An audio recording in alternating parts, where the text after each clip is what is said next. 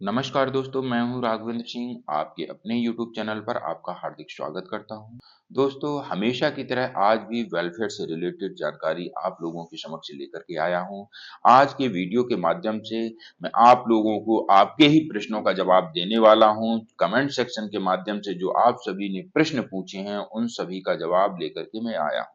तो वीडियो को शुरू से अंत तक पूरा देखिएगा, क्योंकि हो सकता है कि आपके प्रश्नों का भी जवाब हमारे जो अन्य पूर्व सैनिक साथी हैं, उनको भी इस वीडियो के माध्यम से उनके प्रश्नों का जवाब मिल जाए। हमेशा की तरह अपने दर्शकों से एक छोटी सी गुजारिश करता हूं, जो दर्शक मेरे चैनल को पहली बार देख रहे हैं या चैनल पर नए हैं, चैनल से जुड़ने के लिए चैनल को सब्सक्राइब कर सकते हैं, क्योंकि अक्सर इस चैनल के माध्यम से पेंशन संबंधी समस्याओं का निराकरण करवाया जाता है, वेलफेयर से रिलेटेड नई नई जानकारियां प्रदान की जाती हैं, आप सभी पूर्व सैनिकों को जागरूक किया जाता है। अब मैं चलता हूं पहले प्रश्न की तरफ। यहाँ पर पहला प्रश्न लिखा है, मैं 2006 में बोर्ड आउट हो गया था, शादी का पार्ट ऑर्डर नहीं है।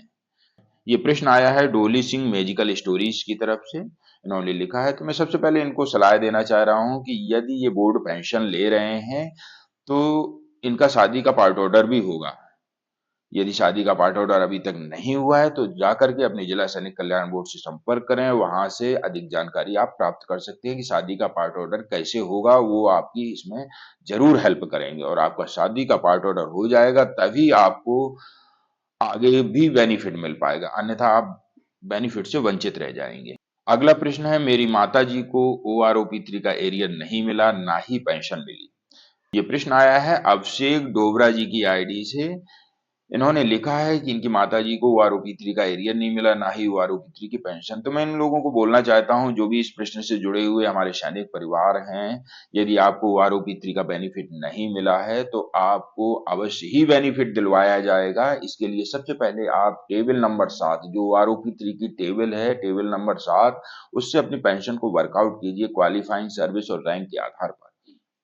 यदि आपको लगे कि उसके मुताबिक आपकी पेंशन कम आ रही है, तो निश्चित तौर पर मैं आपको यकीन दिलाना चाहता हूं कि आपकी पेंशन बढ़वाने का प्रयास हमारी टीम के द्वारा किया जाएगा। तीसरा प्रश्न है, नायक TS 2006 में ये रिटायर हुए हैं, PPO नंबर नहीं मिला, माइग्रेशन भी नहीं हुआ, पेंशन भी नहीं बढ़ी, बड़े परेशान हैं। ऐसे जो भी सैनिक परिवार हैं, जिनको अभी तक OROP 3 का कोई भी बेनिफिट नहीं मिला है, ये प्रकाश शिंदे जी की आईडी से प्रश्न आया है। और यदि इनको अभी तक OROP 3 का कोई भी बेनिफिट नहीं मिला है, तो मैं इनके लिए कहना चाहता हूं ये कि OROP 3 में आपकी बेसिक 21,488 होनी चाहिए। यदि नहीं है, तो आप संबंधित कार्यालय से संपर्क करके अपनी पेंशन में इजाफा करवा सकते हैं।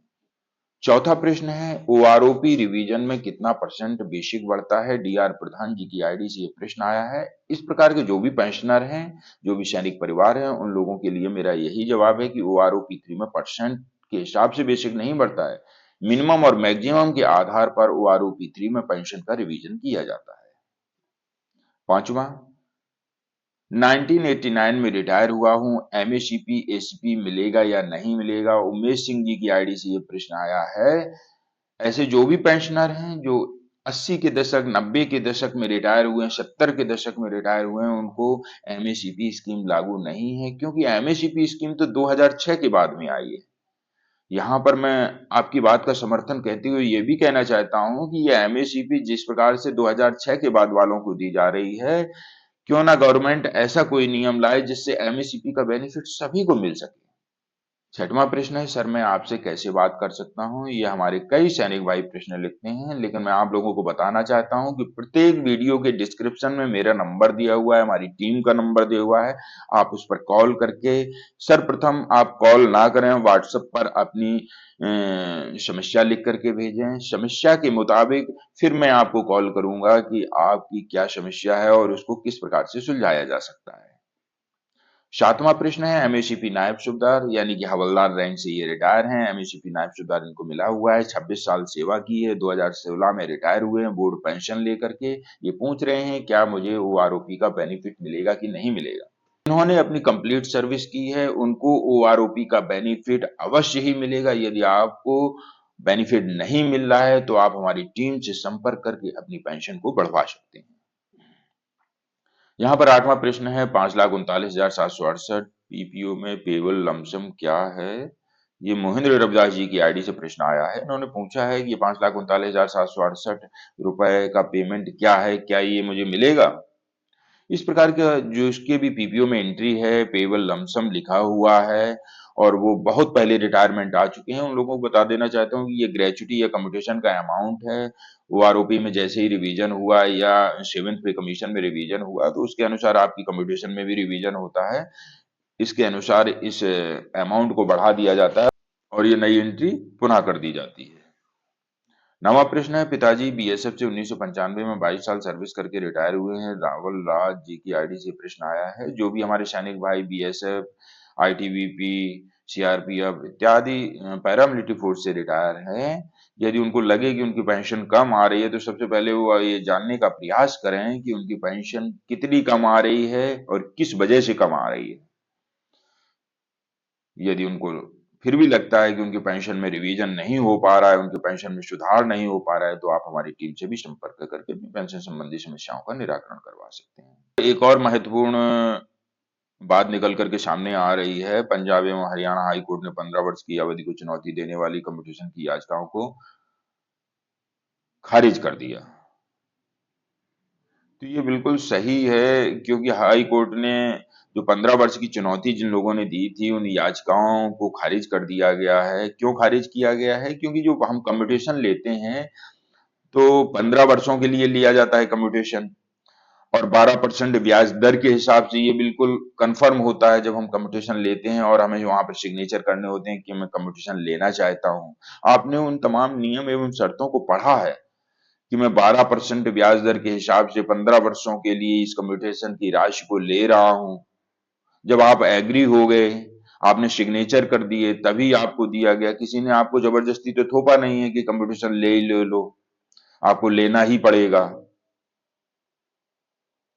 तो जब आपका ये स्वेच्छा से लिया गया है, आपने उसको एक्सेप्ट किया है 12% ब्याज दर के हिसाब से, इस आधार पर यहां पर कोर्ट ने उसको खारिज कर दिया कि ये सब आपकी इच्छा के अनुरूप हुआ है। आप जानते हुए भी कि भाई 12% ब्याज दर के हिसाब से इसकी वसूली होगी, फिर भी आपने वहां पर टर्म एंड कंडीशन को पढ़ने के बाद भी सिग्नेचर कर दिए। हो सकता है कि आगे भविष्य में इस पे गवर्नमेंट कोई विचार करे और इसमें संशोधन करे, परंतु अभी फिलहाल के लिए इन याचिकाओं को खारिज कर दिया गया है। 11वां प्रश्न है 05322 420146 नंबर से पूर्व सैनिक परिवारों के पास कॉल आ रहा है और स्वयं को ये पीसीडीए के बता रहे हैं कि मैं पीसीडीए से बोल रहा हूं और कुछ इंफॉर्मेशन हासिल करना चाहते हैं। तो इस प्रकार की जिसके पास भी कॉल आए, पहली बात तो मैं आप लोगों को बता दूं कि कोई भी पेंशन कार्यालय फोन के माध्यम से आप लोगों को आपकी पर्सनल डिटेल नहीं पूछेगा, आपको पर्सनल इंफॉर्मेशन देने के लिए बाध्य नहीं करेगा। इस प्रकार की यदि कहीं से आपको कॉल आ रही है तो आप उनको सॉरी बोल करके कि भाई मैं आपको फोन पर जानकारी नहीं दे सकता हूं। तो इस प्रकार का जिसके पास भी कॉल आए सतर्क रहें।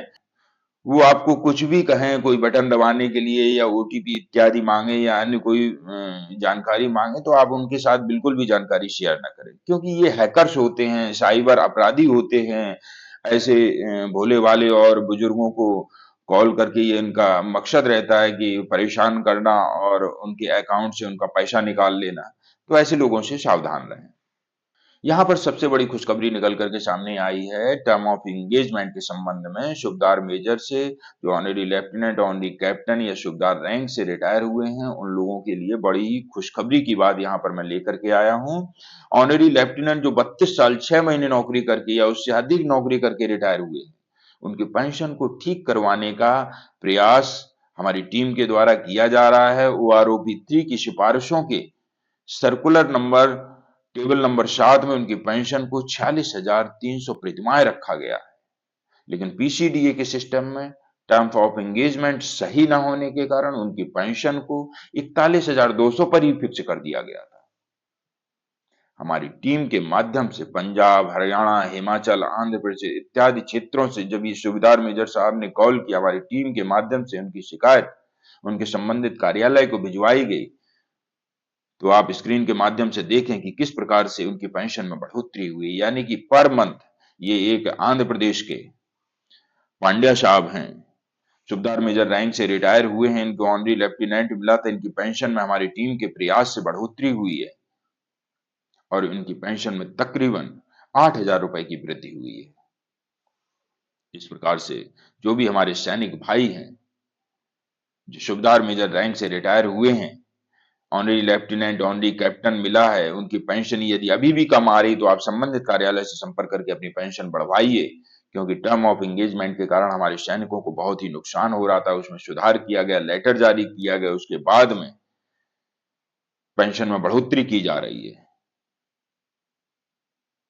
और ये भी सोच के ना बैठें कि अपने आप पेंशन में बढ़ोतरी हो जाएगी। यदि बढ़ोतरी नहीं हो रही है तो अवश्य आप जाकर के किसी कार्यालय से संपर्क करें और वहां से अपनी पेंशन बढ़वाने का प्रयास करें। इसके अलावा हवलदार प्राण सिंह जी हैं, जो उरई के ही रहने वाले हैं और 2018 से इनकी लगातार पेंशन कम आ रही थी। 24 साल सेवा करके ये रिटायर हुए। इनको एमएससीपी नायब सूबेदार का बेनिफिट नहीं मिला है। आफ्टर रिटायरमेंट इनकी हमारी टीम के प्रयास से समस्या का समाधान हुआ और इनकी तकरीबन पेंशन में 4,000 रुपए की वृद्धि हो चुकी है और इन्हें 90,000 का एरियर भी प्राप्त हुआ है। यहाँ पर दोस्तों मेरा बताने का एक ही मकसद है कि इस प्रकार की समस्या यदि किसी सैनिक परिवार को है तो वो अपने पेंशन के प्रति सजग रहें और उन्हें हक है कि उन्हें क्या मिलना चाहिए और वो मिलेगा भी। यदि नहीं मिल रहा है तो आप हमारी टीम से संपर्क करके अपने उस हक को प्राप्त कर सकते हैं। आप स्क्रीन के माध्यम से देखिए, हवलदार प्राण सिंह जी 24 साल सर्विस करके रिटायर हैं। 31 दिसंबर 2017 को ये रिटायर हुए थे। इनकी सबसे पहले पेंशन 23,150 बेसिक आ रही थी। इनकी पेंशन में रिवीजन किया गया तो 24,825 हो गई, परंतु इसके बाद भी इनकी एमएससीपी का इनका बेनिफिट इनको नहीं मिल पा रहा था। हमारी टीम के प्रयास से इनके एमएससीपी के हक को दिलवाया गया और इनकी पेंशन आज यहाँ पर 23,150 से बढ़ा करके 26,825 कर दी गई है। जानकारी न होने के कारण हमारे बहुत से सैनिक परिवार एमएससी के हक से वंचित रह जाते हैं। ऐसे जो भी सैनिक परिवार हैं वो अपने एमएससीपी के हक को प्राप्त करने के लिए पेंशन कार्यालय से संपर्क करें। यदि उनकी समस्या को कहीं नहीं सुना जा रहा है तो आप हमारे चैनल से भी संपर्क कर सकते हैं। बहुत से सैनिक भाई प्रश्न करते हैं यूट्यूब चैनल पर कमेंट सेक्शन के माध्यम से, इंस्टा चैनल पर कमेंट सेक्शन के माध्यम से। मैं सभी के प्रश्न का जवाब उसी कमेंट सेक्शन के माध्यम से दे देता हूं, परंतु फिर भी मेरी नजरों से कोई प्रश्न छूट जाता है तो आप उस प्रश्न को अगले वीडियो में दोबारा से रिपीट कर दीजिएगा। आपके प्रश्न का जवाब अवश्य दिया जाएगा। जो भी रक्षा पेंशनर हैं वो किसी भी तरीके से अपनी पेंशन संबंधी समस्या को लेकर के परेशान ना रहें। अगले वीडियो में ऐसे ही महत्वपूर्ण जानकारी लेकर फिर मिलूंगा। तब तक के लिए जय हिंद, जय भारत।